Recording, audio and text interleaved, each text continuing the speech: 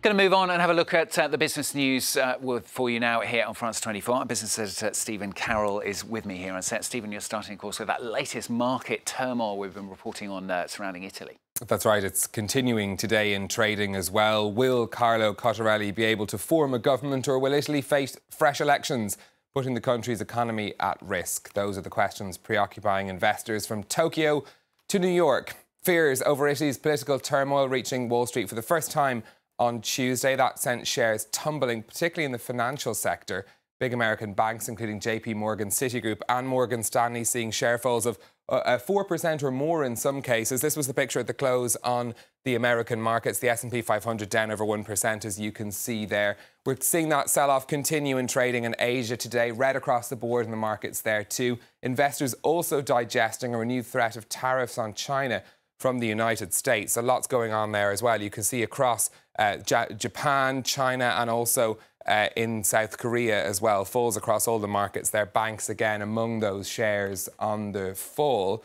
We know that Italy's stock market has been taking a battering in recent days as well, sliding into correction territory after the fall on Tuesday. Markets across Europe affected as well. This is the Stock 600 index, which tracks shares across Europe. And you can see the fall there after we had the news, of course, that the selected candidate for Prime Minister wasn't accepted by the President there on Sunday night. We can see the tumble there affecting shares across Europe, particularly Spanish and Portuguese banks seeing a sell-off as well. Well, Italy's borrowing costs have been rising as investors fret over the country's political leadership. The Italian Treasury has a bond sale today worth around €6 billion of 2-, 5- and 10-year bonds. We'll be watching that to see what it can tell us about Italy's cost of borrowing and the investor confidence in Italy. Well, meanwhile, finance and trade ministers from 35 countries are gathering in Paris at the Organisation for Economic Cooperation and Development. They'll be discussing the state of the global economy, but also hearing from policymakers and others on the themes of inclusive growth, digitalisation and international cooperation. For more on this, we're joined now from the OECD by its Secretary-General, Angel Gurría. Mr. Gurría, thank you very much for speaking to us this morning. We know, of course, that Italy is a big matter rattling the markets. I'm sure many of your attendees will be talking about Italy over the next few days as well. How worried should we be about the effect on the economy that this political turmoil could have?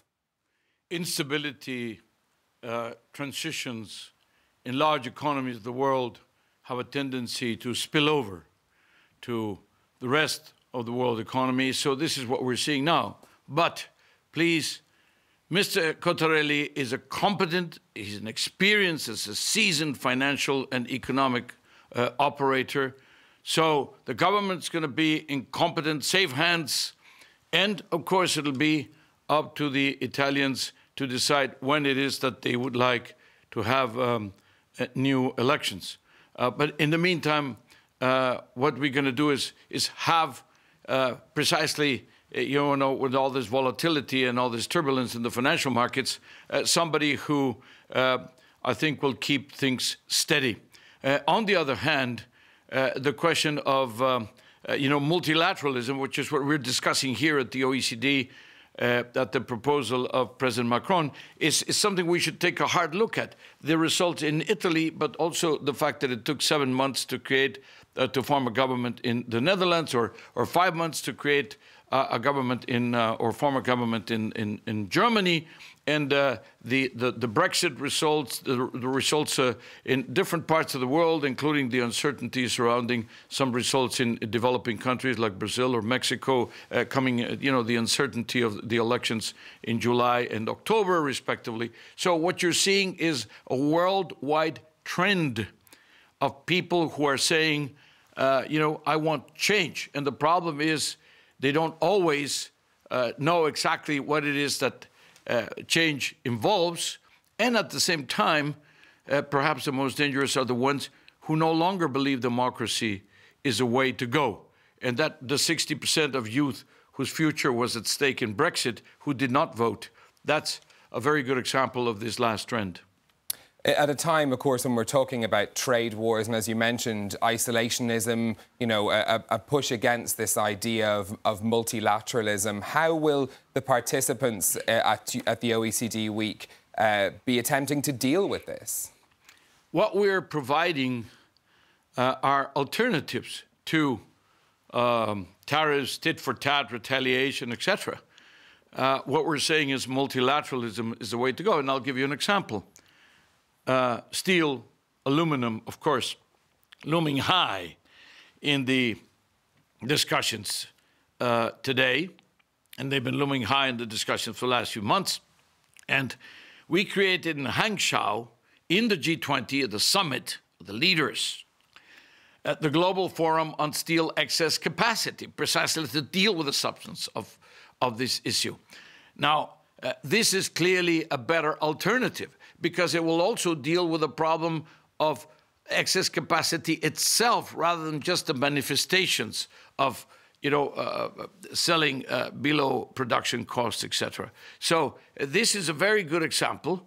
Let's go multilateral with the institutions we have ourselves created. Let's use the WTO to its greatest possible extent. Let's use multilateralism like the World Bank, the IMF, the United Nations system, and of course the OECD. We have built this system over the last 70, 80 years, and it is something that we should privilege before we go to unilateral measures. You're publishing your latest economic outlook today as well, just as that ministers' meeting gets underway. The last one painting a good picture, but some warnings about things like trade. Should we expect much different from your updated report? We are scratching the 4% growth for 2018 and 2019. That's good news. The problem is that it took us 10 years to get back to 4%. And this is where we were before the crisis. So that should be a very sobering thought, the fact that it took all this time. We are celebrating the fact that we have jobs at the level or slightly above where we were before the crisis. Again, good news, but it took 10 years to get there. And then the question of the downside, which is we see the trade tensions, which are not conducive to investments and to confidence. We see the rise in the price of oil, not for fundamental reasons, but many times for geostrategic security reasons. And of course, we see the fact that at a time when we're running out of room on monetary policy, running out of room on fiscal policy, we should go for structural policy. We should go for education, for innovation. We should go for more competition. We should go for regulations that are more flexible and smarter, for flexibility in the labor markets, flexibility in the product markets. And those reforms are slowing down. There seems to be a kind of fatigue. So basically what we're saying is, let's pick up the tempo on those reforms, which are the only ones that will give us the medium and the long-term growth. OK, Angel Gurria, Secretary-General of the OECD, thank you very much for speaking to us. Thank you very much. We're going to turn next to Venezuela, which has delayed the launch of its new currency after the banking sector said it wasn't ready to introduce them from Monday as planned.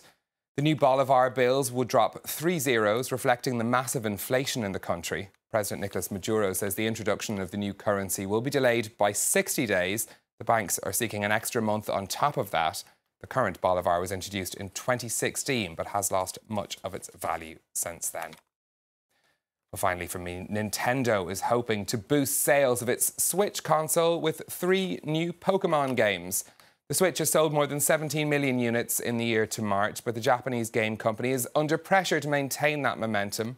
Pokemon is a powerful brand in the games world. More than 300 million Pokemon games have been sold worldwide since 2006. One of the new ones, Pokemon Quest, was released on Tuesday night. The 2 others will be released in November and will allow some people to transfer some of the characters they collected from Pokemon Go, which you still find people on the corner of streets playing here in Paris, which is always very entertaining to watch. Yes, it is, isn't it? It's when they all suddenly congregate. Yeah, I thought it was yesterday's thing, Pokemon. Can't get rid of them. Still going. All right, thank you very much, Stephen. Stephen Carroll with Business on France 24.